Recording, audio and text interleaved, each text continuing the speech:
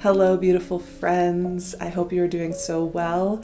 Today's video is a little bit of an impromptu moment. I was sitting here just after this Aquarius new moon and kind of just feeling through the beginning of my year and really realizing how much I need to take some time to process the last 3 years.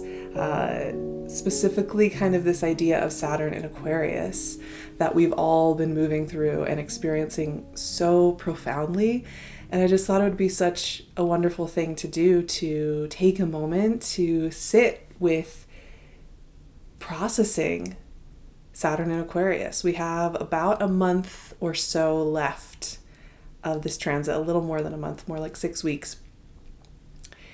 And I think it's really nice when we're coming to the end of a long transit like this to take some time as we finish out these closing weeks to check in with ourselves and really honor that process. I know I went into, when Saturn first went into Aquarius in March 2020, I went in with a somewhat new boyfriend, a certain outlook in life, certain things that I thought were going to happen, things that were going to be valued, things that were going to come to fruition, things that I thought were really where I should be focusing my energy. And I am coming out now, married, having gone through a whole immigration process and really having to reflect on what my work means and why I do anything. And one of the biggest themes that's now kind of coming into really deep focus for me at the end of these 3 years is deciding to build a sense of safety and security and home from the inside out and really devoting my energy and time to that. And that's something that through this process, I think I've come to understand and realize. And a lot of light has been shed on places that have felt painful to me, where there's been a lot of fear, scarcity, anxiety. I've done a lot of deep work there, and coming into this next cycle that we are going to be entering with Saturn, I feel prepared with certain skills and wisdom that I didn't have 3 years ago. But I think it's so important to give ourselves a little bit of credit, honor all that has changed and shifted, honor the wisdom that has come through, and taking a moment. So I just wanted to do that with you all today. And if you are interested on Patreon, I have a Magic Makers tier, and we do Zoom calls a couple times a month. And I'm devoting February to processing Saturn as well as preparing for Saturn in Pisces. We're going to just be doing work together on these live calls as a group. So if you're interested in joining that, there are a few spaces left. But we're going to just do the broader version today. And I just thought, I think people are very curious about Saturn. They don't always know how to work with Saturn, how to place it. So I thought it'd be fun to just take a moment too to kind of review what has this whole Saturn and Aquarius thing been? What are the dates? What is Saturn about again, and some of my rewrites on that front, because I have strong opinions about how we work with Saturn and how it's been kind of traditionally taught. So, Saturn in Aquarius has been a part of our energy journey since March 2020. It was in Aquarius from March to July of 2020. Then it went back to Capricorn for a little bit, and then it came back in December 2020, and it's been with us ever since. And so it really has been almost exactly 3 years by the time Saturn moves into Pisces on March 7th this year. It will have been 3 years. And I was pulling up notes actually from March 2020 when I was kind of grappling with what is the Saturn in Aquarius going to really feel like. And I just think this note really struck a chord with me from that time. I wrote, "Everything in this time is unfamiliar and big." And that is uncomfortable because our grounded physical bodies like familiarity. They are built to recognize plants and smells and dangers and to know these pieces of information already. This first taste of Saturn in Aquarius is like seeing a field of brand new flowers and plants and not being able to identify any of them. And I think 2020 did kind of feel like that. Like we suddenly have a whole catalog of new knowledge that we have to figure out, we have to sort through, we have to figure out, what is nourishing and what is damaging. We're having to figure out what really works for us. I just thought that was such an interesting flashback to 3 years ago, which feels like such a long time ago. And I do feel like we've all changed so much in those 3 years, as any 3 years will do. And one of the things I like about astrology, I think, is that it's not so much the superstitious kind of looking at like, oh, what has Saturn done to me? What is Saturn doing to the collective, as much as it is a really wonderful way to work with the cyclicality of time and the cyclicality of our process and the non-linearness of it all. And for me, Saturn is just this perfect sweet spot because it's not the outer planets that go for, 5, 6, more than that years. It's not the close planets that are always kind of moving around. It's really this doorway between those two worlds. It's this really nice chunk of time, and it allows us to kind of frame the way we learn, the way that we grow, the way that we change. One thing I want to say before I kind of get to some of the questions I have for us all, and some things to play with over the next month or so that we are finishing up this transit, I just want to take a moment to reframe Saturn. As many of you know, I'm not a big fan of the way we talk about Saturn traditionally.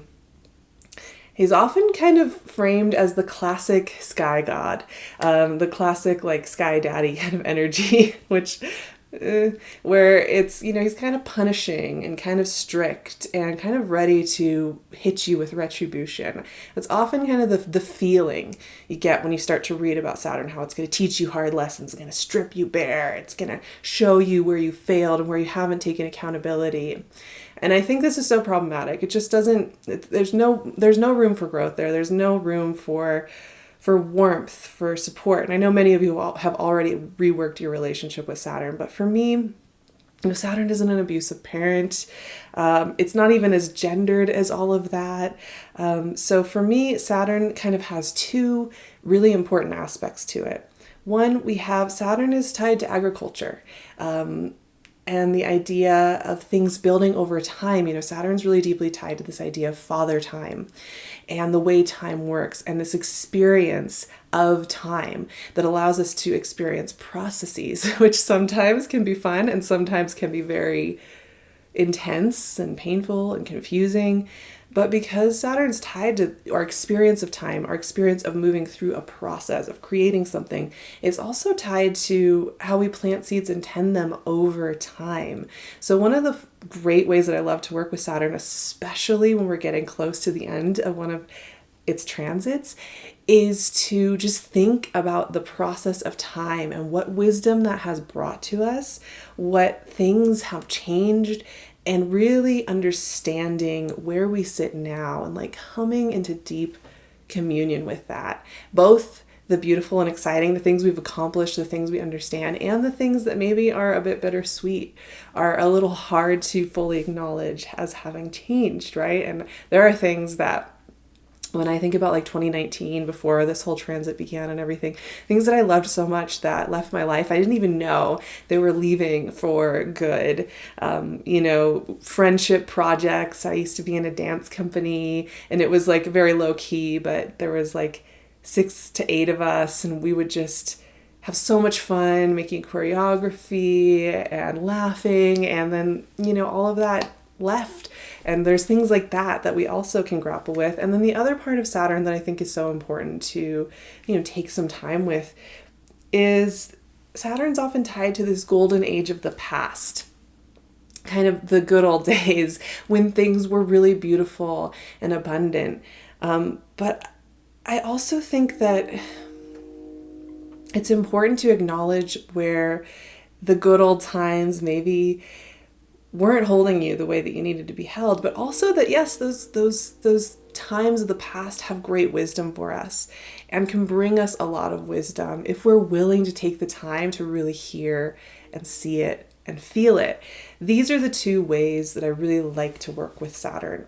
It's just like that deep honesty about the way processes work, and also the wisdom I can take from my experiences, the wisdom I can take from messing up, making mistakes, stumbling. And also, Saturn, I think, is a really great, especially Saturn in Aquarius, is a really great pattern breaker for looking at how we hold and carry generational things, generational patterns, and also the patterns that we developed in our lives to kind of help us cope.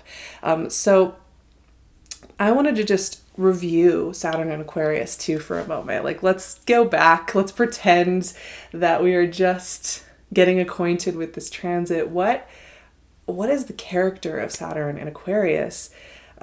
Saturn is at home in Aquarius. Saturn originally ruled Aquarius before we got the Uranus situation going on.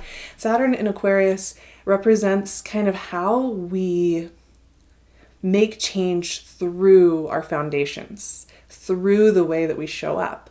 It's that interesting meeting point between consistency and change, which I think can be really interesting to work with. And some of the themes that come up is, like I mentioned, how we hold on to patterns, both generationally as well as individually and collectively. How do we hold on to those patterns? What patterns are working and what patterns are definitely not? That has been a huge theme for us over the last 3 years. And I think a lot of beautiful things have come from just the conversations that have come from that question. And I know a lot of us have gone on some really deep journeys to uncover some of that generational pain, uncover some of that generational patterning, and understand that we want to step into the future, because Aquarian energy is also about visionary future seeking. And that's why I think it's such a powerful dynamic with Saturn about the golden age of the past and understanding our past and understanding our process in a sign that's about visionary future. How do we do that? And it's really interesting. I think another big theme has been, how do we feel safe in change? How do we feel safe in a world that is constantly changing, is constantly showing us things, images, social media, stories, and is always moving and changing? That's a question that we're each having to ask. Where do we find our security? Where do we find our sense of center? Where do we find our sense of it's all going to be okay, even in a world that is feeling very overwhelming? And do we allow ourselves to grow and change? Where have we kind of held ourselves back? We might have found ourselves during this transit hitting up against the same wall. And as we come to the end of it, this is a really great time to notice too how our relationship to hitting up against that wall has changed. And maybe for some of us, it's taken this whole 3 years to kind of figure out that we don't want to hit that wall anymore. And that's another beautiful thing to acknowledge. Another big theme here is, if there is no linear path, right? If there is no linear time, if there is no single right path, how do we find what our unique path is? How do we connect with our journey? It makes me think there's a lot of wisdom traditions that speak about, if you're on a cleared path, a path that's already well established, you're not on your own path.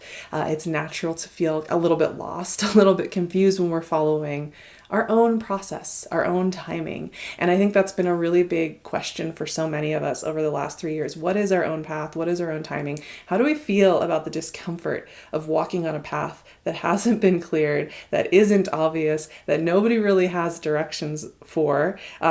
Maybe in a broad sense, we have some directions, but also feeling like, am I allowed to be on this path? Those questions have been coming up. I think also a really big collective question has been reevaluating the systems that we live in, as well as reevaluating what really matters to us, to each of us. I think there's been a deep simplification. Saturn's gift is also to allow us to access the really simple basics that actually bring us to life. Not all the frills and bells and whistles and everything that's out there surrounding us all the time, all the noise. Saturn's really like, what holds you at the end of the day? Really, what is it? The closet full of clothes? Is it the, busy schedule? What really holds us? And there's been a really deep re-examining of that. And finally, I think the big collective theme has been redefining community. What does that mean? And I think we're still grappling with those questions. And a lot of us are probably not going to be able to implement the wisdom that we've gained over the last 3 years until we kind of start moving into the next segment. Then we move forward with the wisdom we've gained as we move into Saturn's next transit. So yeah, these are some of the thoughts that have just been coming up and reviewing and reflecting what these last 3 years have been about. So I just wanted to offer up some questions that you can play with and work with and explore over the next month or so as we kind of close out this transit. The first one that I want to bring up is, what are the themes or words that you would use to really powerfully articulate these last 3 years? I think it's important, even if you've had a really rough 3 years, and I can tell you my mental health has been pretty rocky the last 3 years. Things have been going great, but it's been hard. So it would be very easy for me to just look at these last 3 years and be like, that was a lot of effort. I don't know how I feel about it.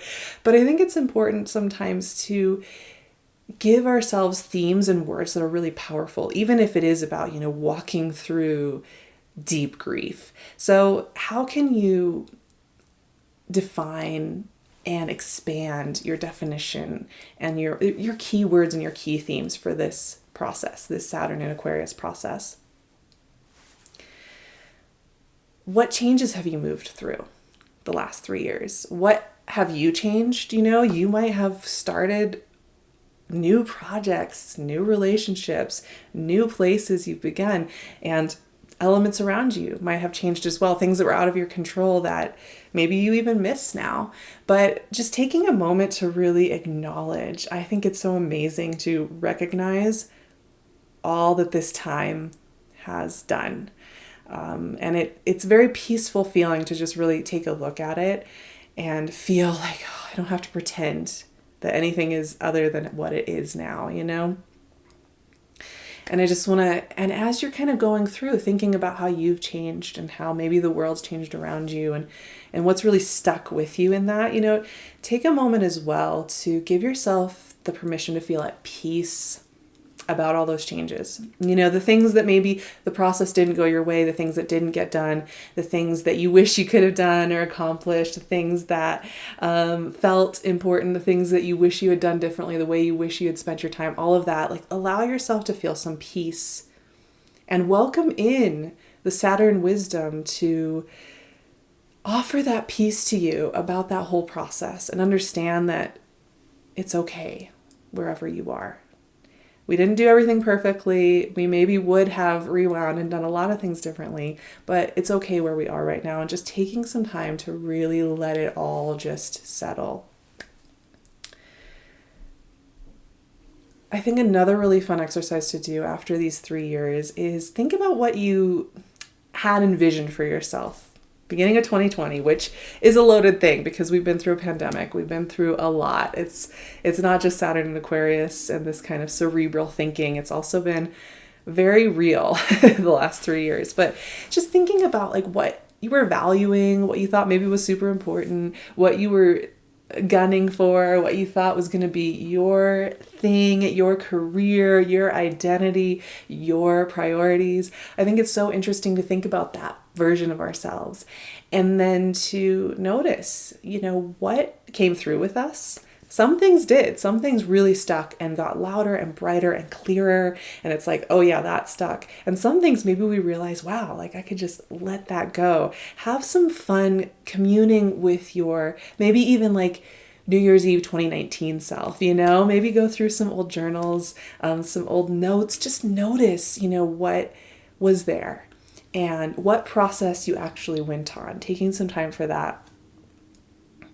And I think finally, my favorite thing to do here, and these are really broad general questions, and I'm going to be doing a lot more detailed digging and journaling in our Zoom calls over on Patreon. If you're interested, we're going to be really taking our time over there, but this is just an intro to get us all kind of thinking. This is a beautiful time to acknowledge the slow processes that have been working with you. There are things, the way we learn a skill, way we learn how to do boundaries or movement or anything in life takes time. And one of the other beautiful things about the length of a Saturn transit, which, takes 2-3 years every time, is that it's this amount of time where a lot of times we can master something. And if we just take a moment to understand and remember that mastering, I think it's so, so beautiful. And I think this is also a really wonderful time to think about the things that have come full circle. Think about the things that you were wondering about and didn't know, and you didn't know how it was going to work out, and you didn't know how it was going to play out back early 2020.